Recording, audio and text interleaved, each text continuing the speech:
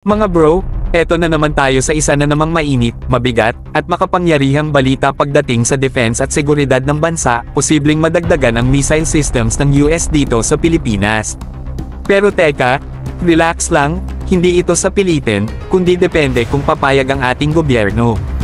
Ayon mismo sa senior defense official ng US. Kung oo, edi go. Kung hindi, edi huwag. Respeto pa rin, mga bro. Sa ngayon, may dalawang US missile systems na nakadeploy na sa bansa. Una natin itong nakita sa Joint War Games kasama ang US, at ayon sa top military brass, mukhang mananatili pa ito ng matagal-tagal. Hindi lang ito display, mga bro, strategic deterrence ito. Ibig sabihin, may kinatatakutan na ang mga deconnize-nais na gustong sumubok sa atin. Ngayon, kung sakaling madagdagan pa ang ganitong system sa darating na mga taon, posibleng lumalim pa lalo ang ugnayan natin sa US, lalo sa defense sector. Pero syempre, may kasamang pressure yan, lalo na mula sa isang bansang ayaw marinig ang salitang Taiwan. Gets nyo na siguro kung sino.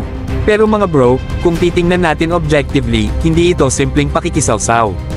Malapit tayo sa Taiwan Strait, at kung may gulo, siguradong apektado tayo. So mas okay nang may panangga kaysa wala. Missile systems, paniguradong game changer sa defense capability natin. Ang tanong, handa ba tayo? Handa ba tayong tumindig sa gitna ng higanting tensyon ng mga superpower? Sa totoo lang, ang lakas ng loob ay hindi nasusukat sa dami ng missile kundi sa talinong gamitin ito at paninindigang alagaan ang soberanya. Kung may kapalit ang seguridad natin, siguruhing kapaki-pakinabang para sa ating bayan at hindi lang para sa ibang interes.